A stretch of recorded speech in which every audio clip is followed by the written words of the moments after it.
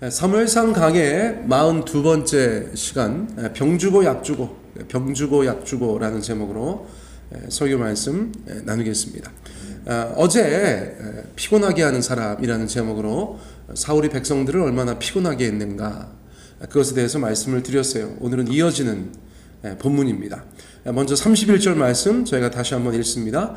그날의 백성이 밈마스에서부터 알얄론에 이르기까지 블레셋 사람들을 쳤으므로 그들이 심히 피곤한지라. 결과적으로 백성들이 심히 피곤했다, 그렇게 말씀해주고 있네요. 아얄론이라는 지역이 나왔는데 블레셋 접경 지역입니다. 블레셋 접경 지역. 믹마스에서 전쟁이 시작됐어요. 그래서 도망가는 블레셋을 이스라엘 백성들이 쫓아가다 보니까 아얄론에까지 이르게 된 것이죠. 얼마나 쫓아갔는가? 제가 뭐 어떻게 압니까? 그렇죠?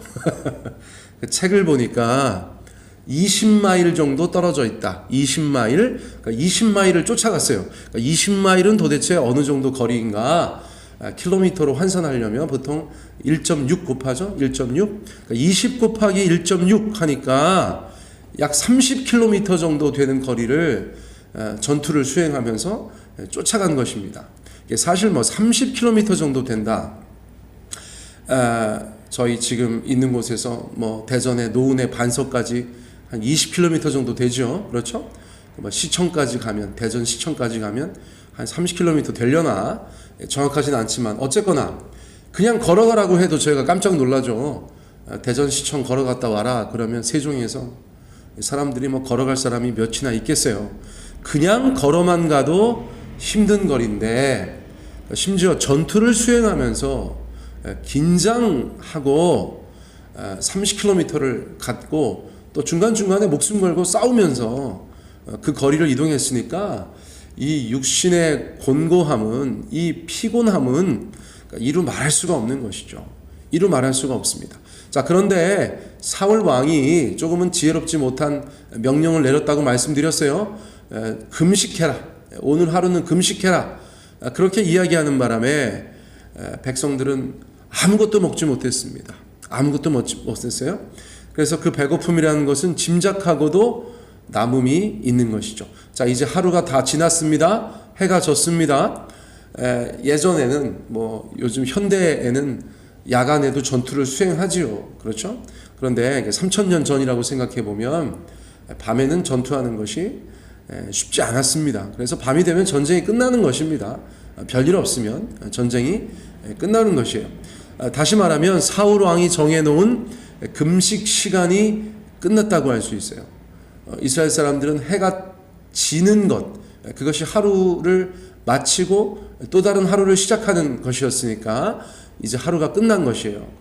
자, 그래서 이제 사람들이 어떻게 합니까? 야, 이제 먹어도 되겠다. 예를 들면 뭐 저희가 알고 있는 무슬림들의 라마단 금식 기간이 있지 않습니까? 그거 뭐 금식하면 큰일 난다는 것이죠. 그래서 사람들이 뭐 침도 안 삼킨다는 거죠. 그래서 어떤 이슬람 국가에 가면 금식하는 기간 동안은 온 나라 사람들이 길바닥에다 침 뱉는다는 거죠. 침을 안 먹으려고. 그런데 하루 일과가 끝나면 또 그렇게 먹어댄다는 것입니다. 그러니까 종교적인 금식, 어떻게 보면 조금은 율법적인 금식, 그것이 가지고 오는 그림자라고 할까요? 그런 것이 있는 것이죠. 지금 이스라엘 백성들도 야, 종 쳤다, 이제 먹어도 된다, 그런 상황인 것입니다. 32절에 아주 예상치 못한 기괴한 일이 벌어져요. 32절, 백성이 이에 탈취한 물건에 달려가서 양과 소와 송아지들을 끌어다가 그것을 땅에서 잡아 핏째 먹었더니, 백성들이 양과 소와 송아지를 끌어다가 그것을 땅에서 도축하고 핏째 먹었다. 성경에 이런 구절이 있어요. 그러니까 이스라엘 백성들이 너무너무 배가 고프니까 뭐라도 먹고 싶은 그때에 블레셋 군대로부터 빼앗은 가축들이 눈에 띄는 것이죠. 하고 있으니까 굶주린 맹수처럼 달려들었다는 것입니다. 굶주린 맹수처럼. 그래서 양과 소 그리고 송아지를 도살한 것이에요. 도살했어요. 그리고 굽거나 삶거나 기타 다른 요리할 시간도 없이 허겁지겁 고기를 먹었다는 것입니다. 충격적인 장면이 아닐 수가 없어요. 뭐 이렇게까지 했는가? 뭐 어떤 분들은 육회를 먹었구나 이렇게 생각하실 수 있겠지만 이건 그렇게 고급스러운 느낌이 아니잖아요, 그렇죠? 굉장히 야만스럽고 잔인하고 1차원적인 그런 장면이 연출되고 있어요. 자, 그런데 너무 배고프고 너무 급하니까 막 소랑 송아지랑 양을 잡아먹었는데 이 과정에서 자기들도 모르게 하나님의 율법을 크게 두 가지를 어기는 그런 일이 벌어지고 말았어요. 여러분 혹시 이 과정에서 어떤 율법을 어겼는지 짐작해 보실 수 있겠어요? 두 가지라고 말씀드렸는데 첫째, 많은 분들이 생각하지 못할 것을 먼저 말씀드려 볼게요. 소하고 송아지를 한 날 잡아먹은 것이 율법에 어긋나는 행동이에요.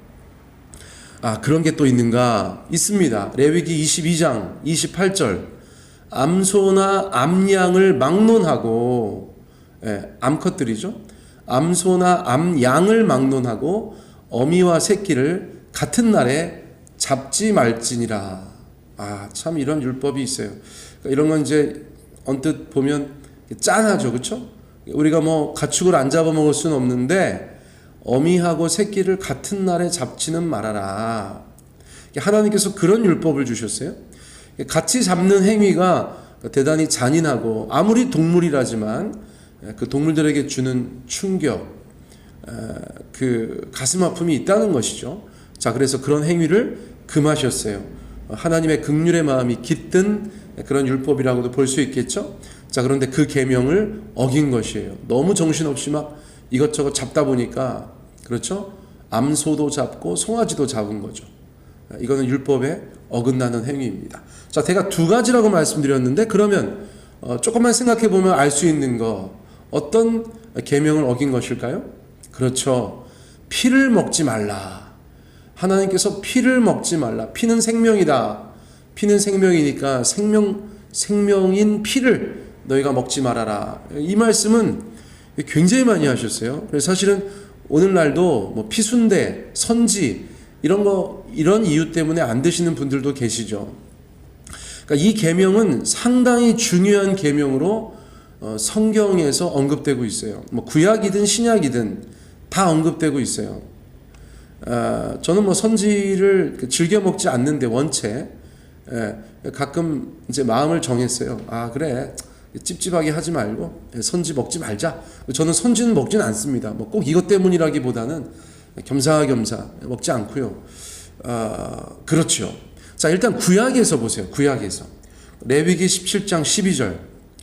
그러므로 내가 이스라엘 자손에게 말하기를 너희 중에 아무도 피를 먹지 말며 너희 중에 거류하는 거류민이라도 피를 먹지 말라. 그러니까 이스라엘 공동체 안에 있는 사람들은 누구라도 생명을 상징하는 피를 먹지 말아라. 하나님께서 율법을 주셨다는 거예요. 또 신명기에도 있어요. 한 번만 있는 게 아니라는 걸 말씀드리는 거예요.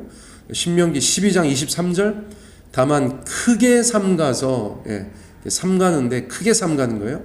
그 피는 먹지 말라. 피는 그 생명인즉 내가 그 생명을 고기와 함께 먹지 못하리니. 그렇죠. 여기 아주 분명하게 나타나 있어요. 신약에서도 나타나요. 신약에서도.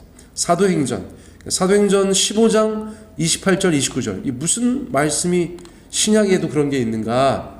이방인들에게, 이방인 신자들에게 어느 선까지 율법의 요구를 지키게 할 것인가를 가지고 사도들 간에 종교회의가 있었죠. 그렇죠? 사도들이 아니 우리야 뭐 그렇다고 해도 뭐 이방인들한테 율법을 다 지키게 할 수는 없는 거 아니냐. 그렇죠? 그래서 그러면 어느 것까지 지키게 하느냐. 그 종교회의 결과 핵심적인 것, 아주 핵심적인 것, 이거는 뭐 유대인이나 이방인이나 하나님을 믿고 섬긴다고 하는 사람들은 이것까지는 기본적으로 지켜야 되는 거 아닌가 라고 하는, 돌려 말하면 당시 유대인 그리스도인들이었던 사도들이 100번을 양보해도 양보할 수 없었던 것이라는 것이죠. 그만큼 중요하다는 것입니다. 이게 저희가 이제 가볍게 생각할 수 있는데 이거는 저희들한테도 해당되는 거예요. 저희는 엄밀히 말하면 이방인 신자잖아요. 유대인 신자는 아니잖아요. 그렇죠? 이방인 그리스도인들인데 초대교회의 사도들이 저희에게도 이야기한 것이다 볼 수 있어요. 무엇인가? 성령과 우리는 하나님의 인도하심이 분명히 있었다는 것이죠. 성령과 우리는 이 요긴한 것들 외에는, 이게 가장 요긴한 것들이라는 거예요. 아무 짐도 너희에게 지우지 아니하는 것이 옳은 줄 알았다. 다른 것은 짐 지우지 않을 테니까 요거 요긴한 것들, 요거는 꼭 너희들도 짐을 져라, 이렇게 얘기한 것이죠. 29절이 핵심입니다. 우상의 재물 먹지 마라. 그러니까 저희도 마찬가지예요. 우상에게 드려진 바 된 재물 먹지 않는 것 중요하다는 것입니다. 이게 귀신과 교제하는 것이다. 그렇죠? 두 번째는 무엇인가? 피 먹지 말아라. 저희에게도 말씀하신 거라는 거예요. 목매어 죽인 것 멀리해라. 그렇죠? 그리고 음행을 멀리해라. 이거는 뭐 영적인 음행도 되고 육체적인 음행도 되는 것이다. 보통 그렇게 봅니다. 그런데 뭐 육체적인 음행이라고 보는 사람들이 더 많아요. 우상의 제물에서 벌써 영적인 것을 얘기했으니까. 어쨌거나 요 사도행전 15장 29절에서 말씀하고 있는 바, 요것들이 저희에게도 해당된다. 저는 그렇게 생각해요. 당연하죠. 그래서 우상에 대해서, 또 피와 목매어 죽인 것에 대해서, 음행에 대해서, 뭐 유대인이든 이방인이든 그리스도인들이라면 이것이 율법에 요긴한 것이다. 요 정신, 요 내용은 저희가 짐을 지어야 한다. 그렇게 이해할 수가 있겠습니다. 자, 이처럼 피를 먹지 않는 것, 같은 맥락에서 피 묻은 고기를 먹지 않는 것은 생명을 중시하고 존중하는 하나님의 마음이 잘 담겨져 있는 계명이라고 할 수가 있어요. 그러니까 육회는 괜찮은 거예요, 여러분. 육회는 예를 들어서 육회는 괜찮은 거예요. 피가 없잖아요. 육회에는 피가 없잖아요. 그렇죠? 뭐 굳이 말씀드리면 그렇다는 거예요. 어떤 분이 또 나는 육회 되게 좋아한다 그러실 수 있기 때문에 제가 말씀드려요. 어떻게 알 수 있는가? 오늘 본문 말씀이 그런 내용이에요. 그러니까 피가 흥건한 것을, 고기와 피를 같이 먹는 거, 끔찍한 장면인데 그런 것은 안 되는데 고기는 당연히 먹을 수 있는 것이죠. 33절, 무리가 사울에게 전하여 이르되 보소서, 백성이 고기를 핏째 먹어 여호와께 범죄하였나이다. 사울이 이르되 너희가 믿음 없이 행하였도다. 이제 큰 돌을 내게로 굴려오라 하고. 자, 요게 또 재밌는 행동이죠. 큰 돌을 내게로 굴려오라 하고. 자, 또 다른 무리가 사울에게 일렀어요. 아이고 왕이시여, 백성이 고기를 핏째 먹어서 여호와께 범죄하였습니다. 사울의 반응이 무엇입니까? 야, 믿음 없이 행하였구나. 하나님의 말씀에 어긋나게 행하였구나. 그렇게 탄식하죠. 하나님의 말씀에 위배되는 상황인 것을 사울도 금세 알아차렸다는 것이에요. 그리고 왜 도대체 백성들이 그렇게 배가 고파도 핏째 고기를 먹을 사람들이 아닌데 왜 그랬지? 라고 생각해 보니까 금세 견적이 나왔어요. 어떤 것이죠?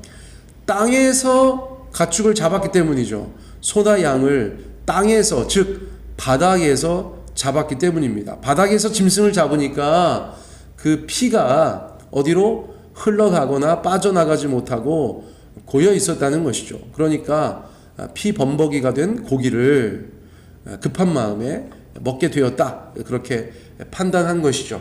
자, 그래서 사울이 뭘 가져오라고 한 거예요? 큰 돌을 가지고 와라. 제단과 같이 큰 돌을 가지고 와라. 여기에서 잡아라.